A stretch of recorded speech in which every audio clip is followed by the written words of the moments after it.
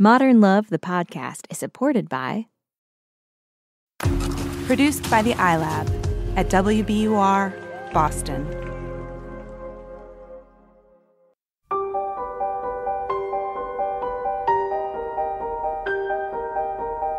From the New York Times and WBUR Boston, this is Modern Love. Stories of love, loss, and redemption. I'm your host, Meghna Chakrabarty.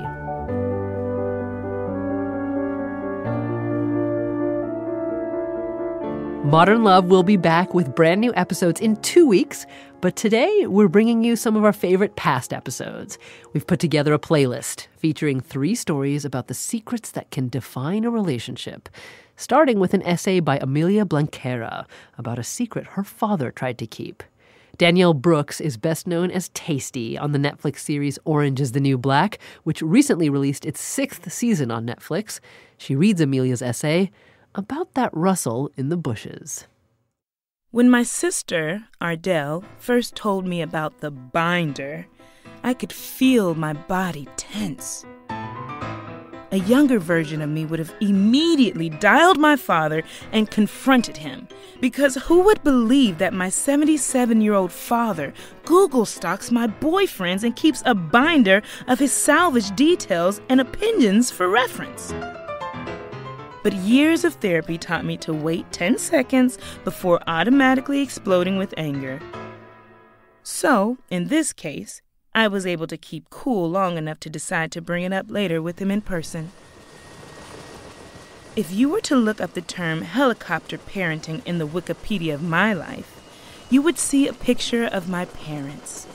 They would be the ones in the Huey, the ominous military chopper used in the Vietnam War. Noisy and clunky, my parents made their presence known. In my childhood house, they read mail addressed to my siblings and me, rummaged through drawers and opened doors without knocking. It was the norm for them to be invasive, and their lack of respect for privacy annoyed me. Although my siblings weren't as forthcoming with my parents about their lives, I always told them the truth. It took me a while to figure out that they didn't want a true retelling of events, but the one that fit the fiction of how they thought my life should be. My parents were more attuned to the upbeat experiences. The rough patches were harder for them to process. Not long after I learned about the binder, my father asked about the man I was then dating, a newscaster. I decided to play it cool to see if he would come clean about it. That guy was all over the media. My father didn't need to look very hard to find him. Later, when visiting my parents for the holidays, my father asked, "Did you know he used to be married?" I used to be married too," I said. "Yes, but you have no idea why he got divorced." My father tried to prod me for more information. But the newscaster had told me what I needed to know, and that was good enough for me. By the way," I asked, moving closer to where he was sitting at his desk, "how do you know he was divorced?" "It's all on the internet," he said innocently, smiling as if to diffuse the mounting tension. Our dynamic has always been tumultuous. We argue a lot. Men in the past have told me I have a tone that's sarcastic and mocking, a tone that broadcasts to the receiver, "I think you're an idiot." My mother doesn't have this voice. I must mimic my father. "I know about the binder, Dad," I finally said. "Ardell told me. Show it to me." "What? I don't know what you're talking about," he said. "Ardell told me that you have a binder with information on the people I've dated." He squirmed, but offered no confession. Did he believe he wasn't doing anything wrong? I was calling his bluff. "Do I need to ask Mom?" I said. To their credit, my parents act as a unit. Even if one of them has a wacky idea, they always back each other up. "Mom, can you show me the binder?" I shouted into the other room. "Did you ask your father?" she shouted back. "I don't know what you're talking about." It was obvious she knew. She's a terrible liar. I looked at my father. He smirked a bit and then blurted out, "How am I going to protect you?" Although he is physically agile and mentally acute for a senior citizen, he is not in any shape to be a vigilante on my behalf. His worldview, too, is a bit skewed. He delights in news stories about corruption, scandals, and suspicious activities. Something about doomsday movies placates him, whereas my mother used to take my siblings and me to see the latest Disney film. My father sat with us in front of the television to watch Soylent Green and Blade Runner, among others. If the apocalypse came, he wanted us to be ready. With my father's mentoring, I understood that the world wasn't cuddly and charming, but dark and sinister. It wasn't that my father was trying to frighten or upset my siblings and me. Rather, I think he was showing us through the movies never to accept life at face value. As an adult, I chose sunny and sweet. It just seemed less anxiety-provoking that way. I eyeballed the room to see if my father had the audacity to keep my dating binder on the shelf with his other records. He kept files on all his doctors. Each 2-inch plastic binder was labeled with the physician's name written on surgical tape with a black Sharpie marker. Other than details about my father's specific ailments, each doctor's binder contained a printout of whatever personal and professional information my father could assemble. If nothing else, he was a meticulous record keeper, but he wouldn't give up my binder. "So you're not going to let me see it?" I asked. "I don't know what you're talking about." If my father hadn't become an engineer, he would have made a great spy. He tried to contain his obsessive worry after I left for college, but every so often he would show up, and there it would be again. Like the time he visited my Brooklyn apartment and insisted on buying me electrical outlet covers as if I were still an infant who might stick a fork into the socket. His concerns abated when I was married because there was another person to worry about me. But his protective instincts came back in triple strength after I was divorced. In the moment, here's what I knew. He had a binder. My mother denied it. My sister had seen it, yet my father wouldn't confess because he knew his actions were overstepping my boundaries. Did he really think I couldn't take care of myself? That offended me. In years past, his constant second-guessing had escalated into blowouts. Our shouting matches had made us both feel terrible afterward. So this time around, I wasn't going to let it reach that level. I knew I could take care of myself. Even if some of my previous relationships hadn't worked out, I still trusted my judgment. I was willing to take on the risk. My father just needed to tell me the truth about the binder. "Well, if you're going to keep a file on him," I said, "at least let me help you pick out the articles." My father turned on his computer, and we scrolled through various articles written by the newscaster. Not a Google stalker myself, I had never seen what came up. His writing was informative and smart. The video clips showed his sense of humor. There definitely was enough material for a private investigator to find this guy. He was hiding in plain sight. At this point, I thought my father would crack, but he stubbornly held his ground. Obviously, this was his attempt to reinsert some control into my world, even if he wasn't around to witness it. I thought I could handle a small bit of intrusion. We just needed to negotiate an understanding. "You can research the men I'm dating," I offered, "but I don't want you to tell me what you find unless the guy has a criminal record. I'd like to know that. but nothing else. "Okay," he said, turning back to his computer. He was doing his best to hide his anxiety, but all the sighing and loud typing betrayed him. His fears were something he would need to learn to manage for himself. And then I felt something I hadn't before regarding his overbearing ways. Tenderness. It felt oddly comforting to know that my father has my back in his paranoid way. Since I don't have children, I asked my brother Arturo what he thought. As the parent of 2 pre-teenage daughters, would he behave in the same way? "I think my need to control their lives will diminish as they age," he said. "But it might gain in resurgence as I age." Then he offered this sanguine observation. "At least he's trying to stay in touch and be involved, albeit in a covert manner." True.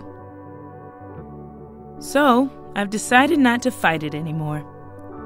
But I intend to warn any love interest not to post anything on my Facebook wall because my personal, private investigator is only a click away, and anything suspicious is likely to go on his permanent record.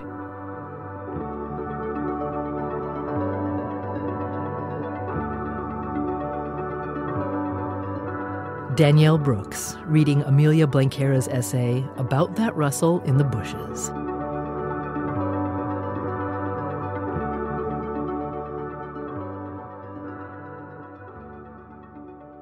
This is usually when we hear from the author who wrote the story you just heard, but we're very sad to say that Amelia Blanquera died unexpectedly in March of 2017 due to complications from hypertension. She was just 47 years old. Her father, Arturo, and sister Ardell agreed to tell us more about Amelia, and they were thrilled to hear that her modern love piece was being shared on the podcast. I think she would have been really excited and really pleased that her work was being valued. That's Ardell, who told us that writing was actually Amelia's third career. She worked in publishing and then spent 12 years as a lawyer before enrolling in Columbia's MFA nonfiction program. Writing was so fulfilling to her, and she was just a very generous student and a very just generous human being, and was very thoughtful in the classroom. Amelia also taught workshops and led student writing groups at Columbia and NYU. And all of her students have been able to send us condolences on what a sharing spirit she had, and she created this atmosphere within the classroom that enabled people to feel vulnerable and to feel safe in sharing their writing. Amelia knew this vulnerability well. Her modern love piece was one of many personal essays she had published. She didn't show the essay to her father before exposing his Google stalking ways to millions of readers, but Arturo didn't deny a word of it. I know more than she knows about her dates, because I Googled them when they went to school. I'm really a protective father, Arturo is 84 years old and lives in Florida with Amelia's mother, Flordalis. He no longer has Amelia's binder, but he does still have the ones he created on his son's wives. Yeah, but they don't know it. They don't know it. Well, now they do, Dad. Now they don't. Dad, don't you think it's a little bit crazy to actually create like a dossier on every single person that your children has ever dated or had a romantic interest in? Well, I'm just checking out if they are okay, see. If you are in love, you use your heart, but you don't use your mind, see.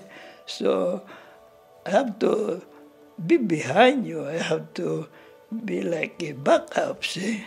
Thanks, Dad. You just make your decision, that's all. Amelia did the deciding for herself in her own life, from romance to career to travel. She spent time in Brazil, Spain, and the Philippines, where her family is from. In Brooklyn, she became deeply involved in her community garden and in the Brooklyn Queens Land Trust. She used her law degree to create a sustainable legal structure for the organization. And that sort of combination of her love of gardening and her legal background and the writing was culminating in a proposal for a book that she had had a working title of Citizen Gardener. And it was about the fight to save New York City's community gardens from development. Citizen Gardener was Amelia's thesis project at Columbia. Ardell accepted Amelia's MFA on her behalf last month, and she's working with Amelia's professors to find a way to finish the project. Arturo told us that Amelia's wide network of students, classmates, and gardeners has made the impact of her loss even greater. Amelia will be remembered by so many people. She's happy, contributing, and helping others. And I learned a lot from her. You must give back to other people too. That's what she said. Because that will make you happy. I miss her laugh. I miss her advice. I miss her wit. And I keep wanting to continue on her work and her spirit. I'm very grateful to have her as my daughter. And me and my wife, we love her and we miss her so much. Arturo Blanquera, father of Amelia Blanquera. We also heard from Amelia's sister, Ardell Jala. You can see pictures of Amelia and her family on our website, wbur.org/modernlove.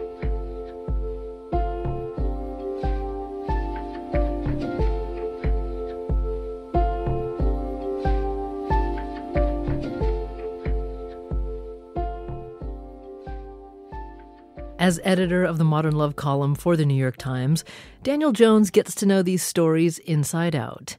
But news of Amelia's sudden passing gave him a different perspective on her essay.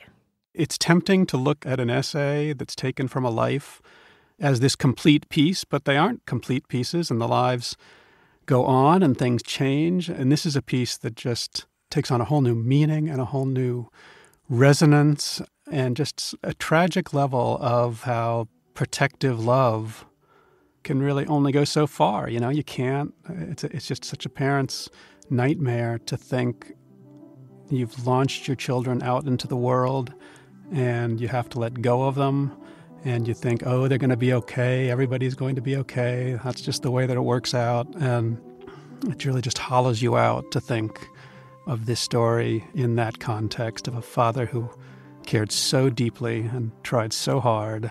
You know, to have it end this way, it really affects you.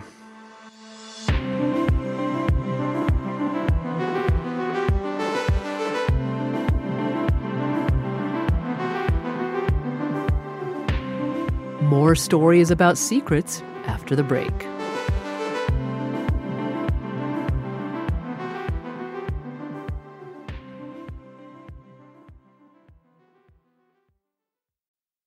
Do parents and children ever stop getting to know one another?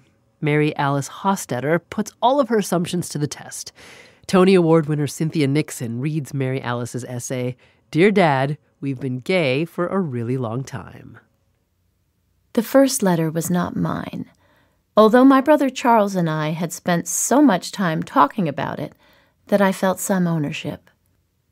I was in San Francisco for the Thanksgiving holiday, and we had read and reread the letter he was planning to send to my father, changing a word here and there, rearranging sentences. I suggested he replace gay with homosexual, the word my father was more likely to have heard, usually in the same sentence with abomination, from the pulpit of the Mennonite church he and my mother had attended for decades. I was supportive of my brother, respected his courage, and was flattered that he valued my opinion about something so important, but I didn't fully understand. You really think he needs to know? I asked. How is this going to help him? It's not for him, Charles said. I'm doing this for me. I'm over 60 years old, and he still thinks I'll get married if I find the right woman. It's not like he's rejected you, I said. He thinks the sun rises and sets on his doctor sons. I don't know what he'll do with this, but I need him to know who I am. I told my partner later, Charles is obsessed with that letter. Seems like it's important to him for your father to know, she said. I think our father's doing the best he can, I said. He never went beyond 8th grade, and he's been a farmer his whole life.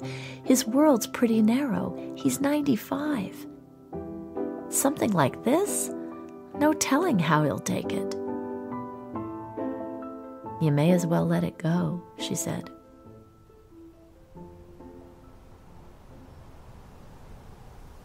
The next morning, my brother asked if I wanted to walk with him to the mailbox.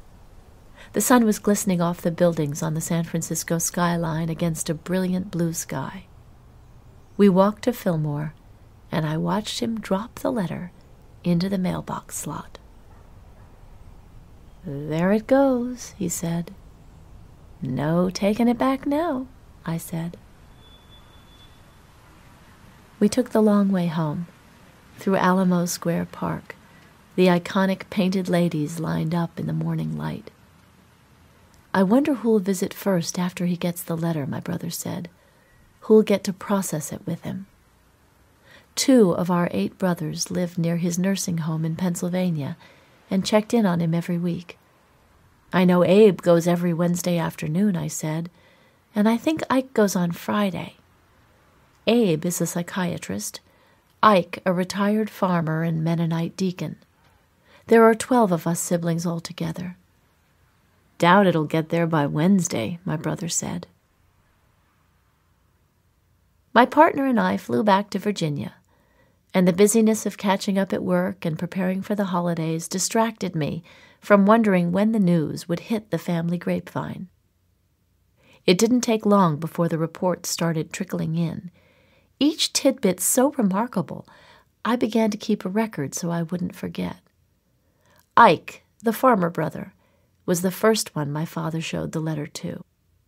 Did you know this? My father asked. Everyone pretty much knows it. I sure didn't, my father said. Had no idea. By the following Wednesday, when Abe visited, my father had more questions. How does this happen? Abe said, Seems some people are just born that way. Are a lot of them born that way? About 1 in 10, they estimate. Well, if it's how people are born, it sure doesn't seem like something that should tear families apart. That proclamation rippled up and down the family grapevine, and it seemed it should echo down the halls of Fairmont Nursing Home, past the nurses' stations, and across the fields to the plain brick Mennonite churches. After my father received and processed my brother's letter, he seemed to spend a good deal of time in his sunny room contemplating this new reality. It was clear he gave some thought to the 1 in 10 theory, and from his vantage point overlooking the nursing home entrance, he counted off visitors, wondering. He talked to visiting family members about unmarried relatives, neighbors. When my younger brother Sanford visited, my father said, You know, I've been thinking about Eli. Eli was an Amish neighbor. All those years he worked that farm by himself. I remember when he was younger, he dated girls, but it didn't work out for him. I wonder if that was the story with Eli. Makes me feel bad that he never found someone. And then the question started about me. It makes me wonder about Mary Alice, my father said. What about her? I guess you should ask her, Sanford said. Of course, my father wasn't going to. It wasn't the sort of thing we would talk about. When Sanford told me about the conversation, I knew it was time to clear things up, to let my father know that I was part of the 1 in 10. I could have dispatched a sibling to deliver my news. I could have shouted it to my hearing-impaired father over the phone or on my next visit. A letter seemed like the most reliable way to communicate. After my brother's courageous letter, I knew mine would be anticlimactic, not only because my brother's came first, but also because I was one of 4 daughters, and in our family, especially from my father's point of view, nothing about being a daughter appeared to have the same import as it would have from a son.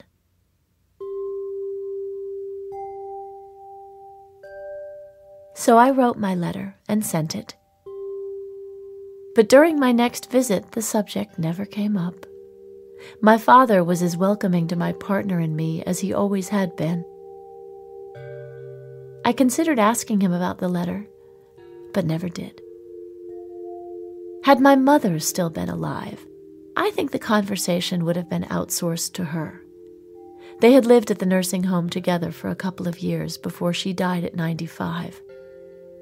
Just a few weeks after they celebrated their 74th anniversary. For years after she died, my father glanced toward her chair when he needed to tell her something, and I'm sure he would have liked to know what she thought of the letters. I can only hope she would have been as understanding as my father was. But I'll never know. The nursing home where my parents lived was run by conservative Mennonites and was consistently recognized for the quality of its care and its cleanliness. Many of the staff members considered their work a religious calling. A steady stream of volunteers cleaned the residents' eyeglasses, shined their shoes, massaged feet, and filled the halls and chapels with music. My father ate his meals in the main dining hall, but insisted on a full-size refrigerator in his room to store his Turkey Hill black cherry ice cream, which my brothers made sure he always had. He kept the bowls and spoons in the refrigerator, along with pretzels and pink mints for the children. He served himself a snack each evening. As one of only a handful of men in the nursing home, my father was much sought after by the widows. He made it clear that he had no intention of remarrying, but he did invite some of them over for a bowl of ice cream now and then. His vision of heaven included reuniting with our mother. Although he was longing for that time, he first wanted to live to be 100, or at the very least, live longer than his older brother, who had died just short of 99. In time, my father's focus on who was or wasn't gay abated. The reality blended into the landscape of carefully tended farms, stretching as far as he could see from his nursing home window. Sometimes I like to imagine him sitting in the sunroom with the 3 other men in his wing, all of them hard of hearing, him shouting, "And I have 2 children who are gay. What do you make of that?" My father died 10 years ago, a week short of his 100th birthday. I think it gave him peace knowing all 12 of his children had found someone with whom to share their lives. If he's with my mother in heaven, I hope he has brought her up to date on family news. If he's run into Eli up there, his Amish neighbor, I expect he's told him how sorry he is that he had to work the farm by himself all those years. Recently, many of the Mennonite churches in Lancaster County, Pennsylvania, decided to split from Mennonite Church USA, which has chosen to allow openly gay members. The only thing as important as church to my parents was family. I'm glad they didn't live to see this time. Would church or family win? Would my father speak up against his church to tell people, it's not the sort of thing to tear families apart? Last May, after 18 years together, my longtime partner and I married. I don't know what my parents would have made of that. But I wish they could have been there.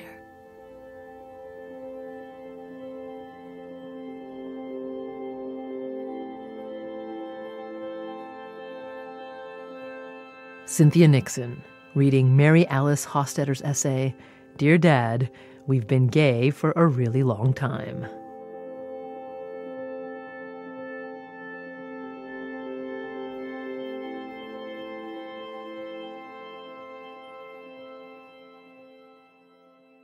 Mary Alice Hostetter lives in Charlottesville, Virginia, with her wife, Terry. She says she never realized how important it was to come out to her father until she did. And while the letter never came up in conversations, she assumes he read it because he never again asked her siblings about why she wasn't married. Just recently, she was cleaning out some files on her computer and ran across the letter. She read some of it to us. I have a great deal of respect for Charles and his courage to be honest with you. I also have a great deal of respect for the way in which you have responded to that honesty. If all parents were as understanding as you, it would make the world a better place for people like us, who so many want to judge and persecute. I appreciate the example you have given us in accepting people for who they are and in honoring family, no matter what our differences might be. Mary Alice says her father was a simple man, a farmer. He was also deeply religious. I think his response came from a place of sort of very simple, basic, practical thinking. If someone says that's how you're born, then it doesn't make sense to make a deal out of it. It's just who you are. So I think sometimes there's a great deal of wisdom in that level of simplicity, and that is where his response came from. She says the bulk of the responses to her essay were positive, and she's thankful for that. But it was the act of publishing these words that made this a transformative experience. When I saw the article in the Times, the essay, of course I had moments of disbelief. There would have been a time in my life that nothing would have been more unlikely than that level of honesty, even among people I know fairly well. So seeing it there in the New York Times was just remarkable and made me feel so, I don't want to say powerful, but something like powerful. Mary Alice Hostetter. She lives in Charlottesville, Virginia, and is currently writing a memoir about her life growing up in a Mennonite community.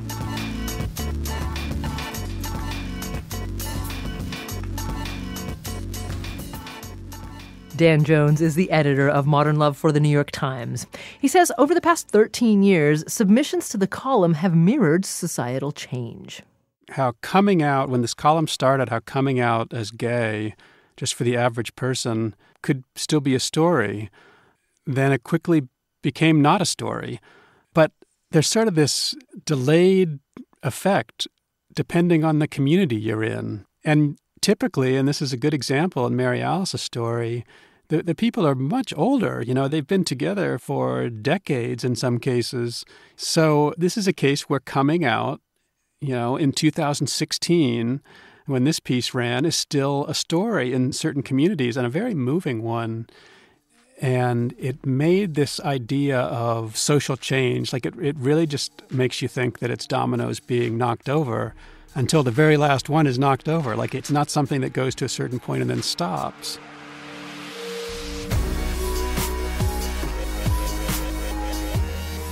Dan manages the Modern Love Facebook page, so keep up with his musings throughout the week by checking out facebook.com/modernlove. Cynthia Nixon says the stoicism of the father in this piece appealed to her. My mother's family is from Missouri, and I always remember when my mother started seeing a man that she was eventually with for almost 35 years who was Jewish. When she talked to her great aunt, who was like a second mother to her, she was curious to know whether my great aunt would have any negative reaction to that. And my great aunt Edna sort of scrunched up her face and said, "Oh, there's so much more important things than that kind of thing to worry about."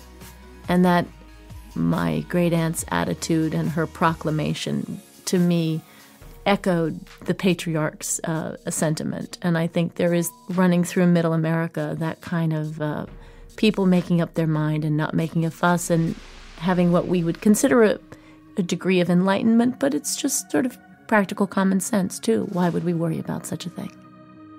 Thanks again to Cynthia Nixon. She's currently running for governor of New York.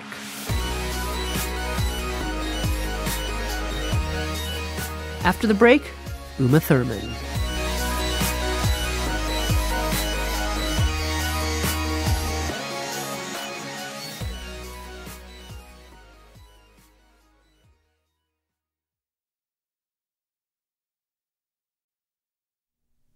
I found the driver's name from a police report that had been filed in Florida 17 years before. The report was torn and creased and incorrect. It said, a boy was crossing the street on his bicycle, but there had been 2 boys in the road that day and no bike. It said, the boy was hit and his body was thrown 19 yards. But he wasn't thrown. He was dragged that far, caught in the dangling chains of the landscaping trailer hitched to the truck. It said someone fled the scene, but that someone was my older brother, Alex, and he didn't flee. He dropped the bucket of fish he and Jonathan had caught and rushed over to his friend, but the boy was already dead. Alex had just turned 15. This is the day we never spoke about. Uma Thurman, reading an essay by Jessica Sensen Henriquez. It's called The Accident No One Talked About. We were born 1 year and 3 months apart, but looked like twins with our rosebud lips and Irish blue eyes. Before the accident, we were inseparable. We had our own rooms, but often shared my bed when we were little. When we got too big for that, Alex started sleeping on my bedroom floor. In the dark, we joke about all of the things we could buy if someday we won the lottery. A house made of pizza for him, and an island full of monkeys for me. Alex told me ghost stories until I was too scared to fall asleep. He would reach up from the floor to hold my hand, letting go somewhere between midnight and morning. After the accident, Alex never slept in my room again.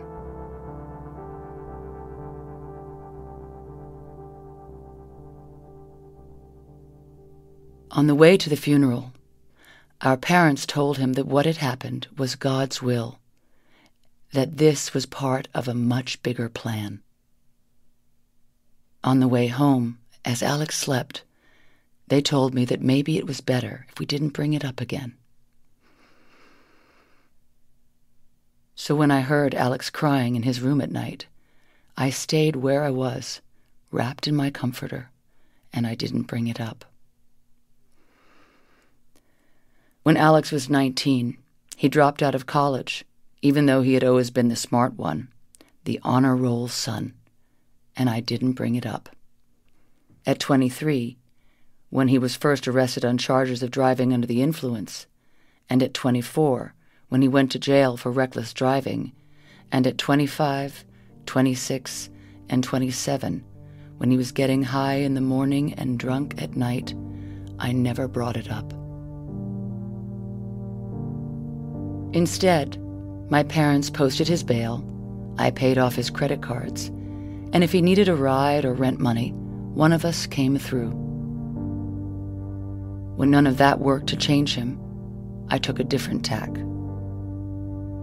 I started yelling at him to grow up, take responsibility, stop drinking, start working, and go back to school. Then I would soften and say how much I loved him and how proud of him I was when he got a job waiting tables. And yes, I would help pay for culinary school, and yes, He and his new girlfriend could stay with me whenever they visited New York City, and no, there was nothing I wanted more than to see him happy again. When none of that worked, I still didn't bring it up. Until one night, when we were 30 and 31, and I offhandedly and uncomfortably asked over dinner if he ever thought about the day Jonathan died. "Oh, now you want to talk about that?" he shot back with a laugh. And in that moment, I felt his fury over our silence. "You don't need to worry about it now." We had been communicating before we could even speak, but this conversation we didn't have words for. "Do you remember," I asked him, "when you were 7 and you got that awful haircut and then I begged Mom for a matching mullet?" He smiled but said nothing. "And how much you liked swing dancing when we were kids, so I let you practice all those dips and throws on me even though I knew I would end up on the ground?" "I did that for you," he said. "You liked swing, not me." The point I wanted to make, but didn't know how, was that I missed sharing a life with him. Later, we both went home and let the silence continue to grow. I was desperate to reconnect and convinced that the only way to do so was to get as close as I could to the moment when his life split into a before and an after. I needed to talk to someone who knew what Alex knew, who had seen what Alex had seen. I searched the online archives of our hometown newspaper and scrolled for hours until I found Jonathan's name in a write-up about the accident. After a dozen phone calls, I tracked down the police report. They couldn't mail me a copy, but said I was welcome to come to the station and see it for myself. So not long after, I flew to Florida and did just that. Sitting on a swivel chair in the police station's cramped archives office, I ran my finger over my brother's sloppy teenage script, his signature underneath his witness statement. As I read, I could almost hear his voice. Traffic was speeding up. There wasn't enough time. I reached the sidewalk first, and when I turned around, Jonathan was still in the middle of the road. I saw him get hit. When the ambulance came, I had to go across the street and tell his mother. I wrote down the driver's name and later found his phone number listed online. By the time I was back in New York, I had thought of 100 reasons not to call, but I had to. He knew what Alex had been through. On the 6th ring, he picked up. "Yeah? Hello?" "Please don't hang up," I said. I told him my name and explained that I wanted to know about an accident he was involved in back in 1999. 2 boys were crossing the street, and I was the sister of the boy who lived. "That choice was the hardest I ever made in my life," he said. He told me that by the time he saw both boys in the road, he was already too close. If he swerved onto the sidewalk, he would hit Alex. If he didn't, he would hit Jonathan.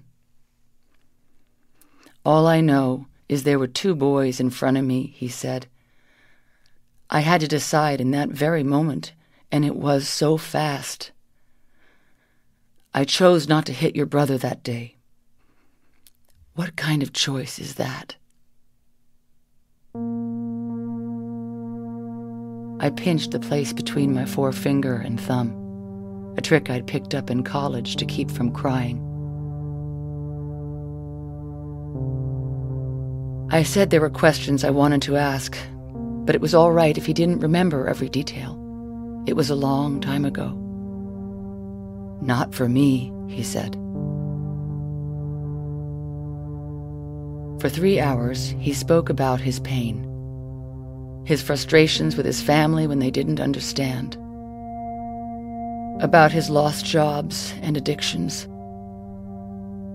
about how he never married or had children. Talking to him felt like the closest I could come to holding Alex's hand again. I told him I wanted to find a way to take away my brother's pain. You can't, he said. But if you want to lessen it, you've got to listen. What if he won't talk to me? Ask again, he said. He'll come round, and once those words start coming, you'll realize that asking was the easy part. Listening is the hard part, and that's what you have to do.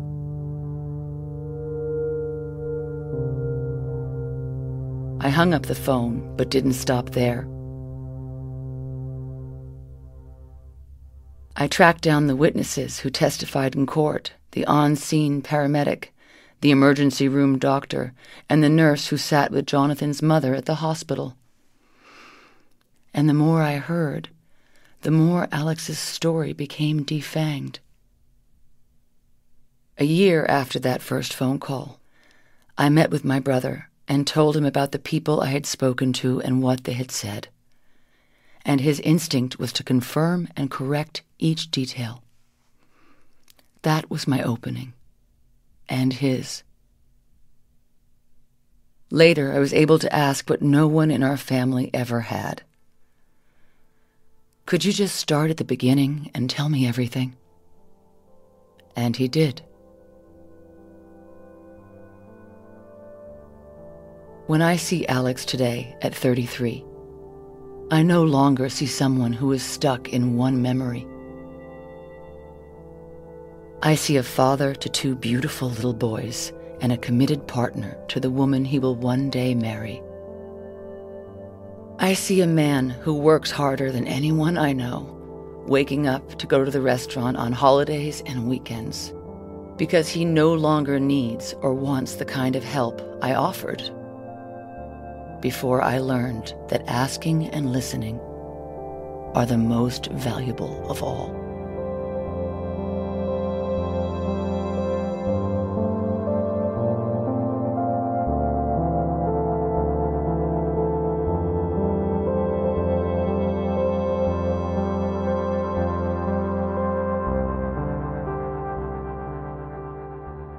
That's Uma Thurman reading The Accident No One Talked About by Jessica Sensen Henriquez. Jessica says that she still feels guilt and shame about the silence that grew around this incident for so long. I felt ashamed that I wasn't strong enough to stand up and say, "What's wrong? Can I help? I'm here. I care." You know, those words are so powerful. And as a young girl, I didn't understand quite yet the power that they had.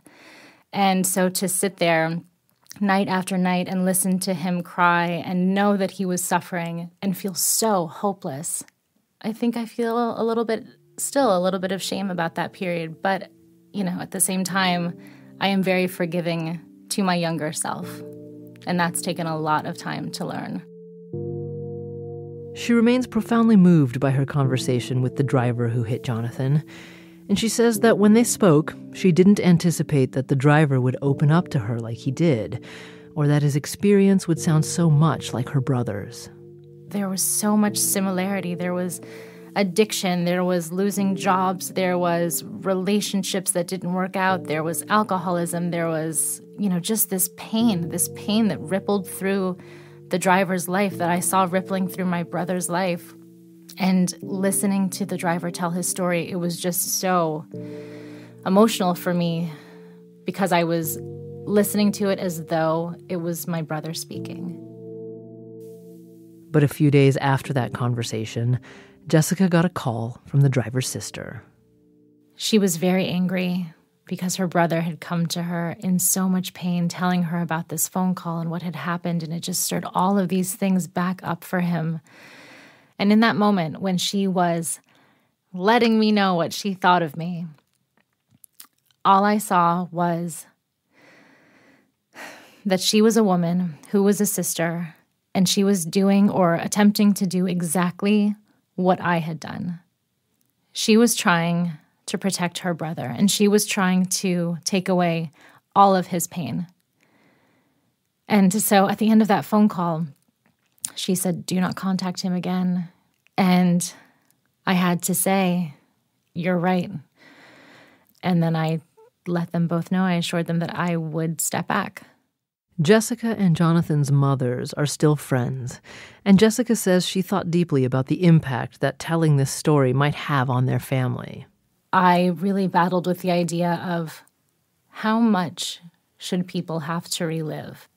You know, just writing the opening scene, I was only thinking of her.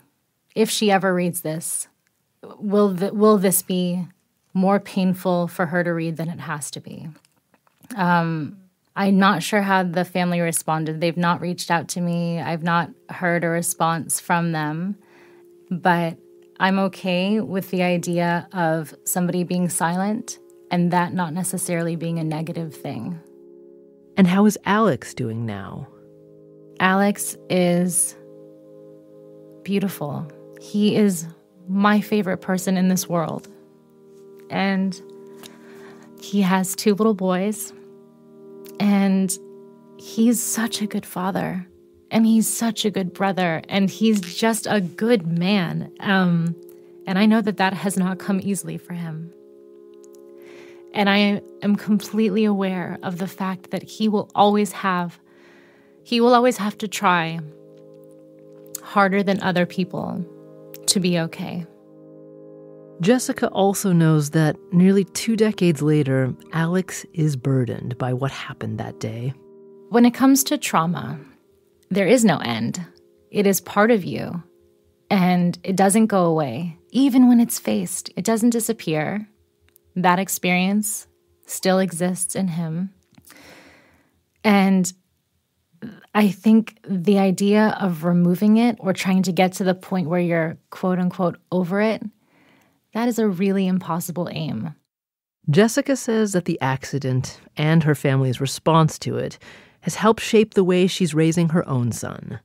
And she's learned one overarching lesson.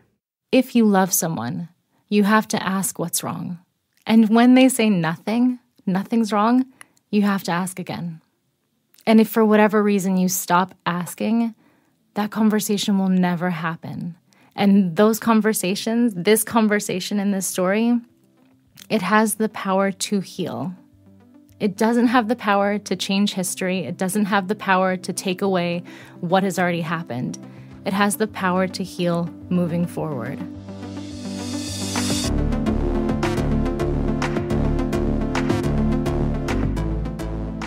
That's Jessica Sensen Henriquez. She's a writer living in New York City and working on her first memoir.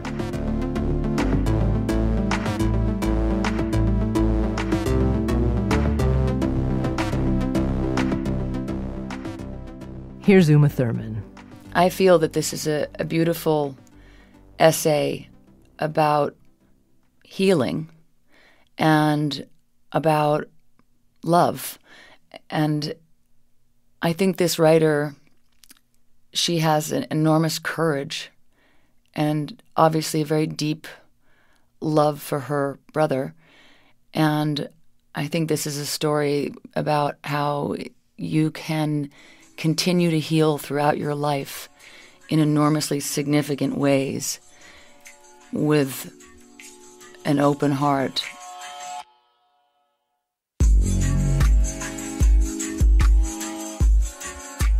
Thanks again to Uma Thurman for reading this week's essay.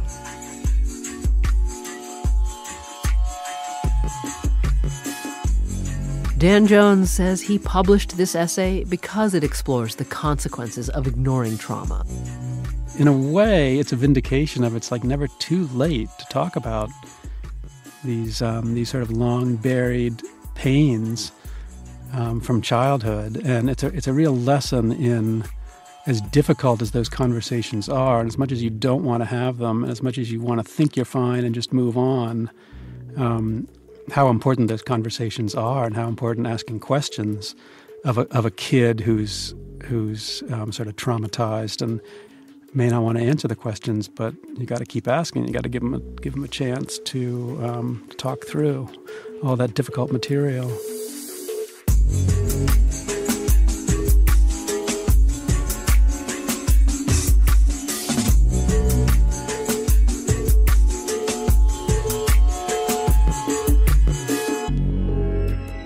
Modern Love is a production of The New York Times and WBUR, Boston's NPR station. It's produced, directed, and edited by Jessica Alpert, Caitlin O'Keefe, and John Parati. Sound design and original scoring by Matt Reed. Our intern is Louisa Judge. The idea for the Modern Love podcast was conceived by Lisa Tobin. Iris Adler is our executive producer. Daniel Jones is the editor of Modern Love for The New York Times and advisor to the show. Music for the podcast, courtesy of APM. I'm Meghna Chakrabarty. We'll see you next week.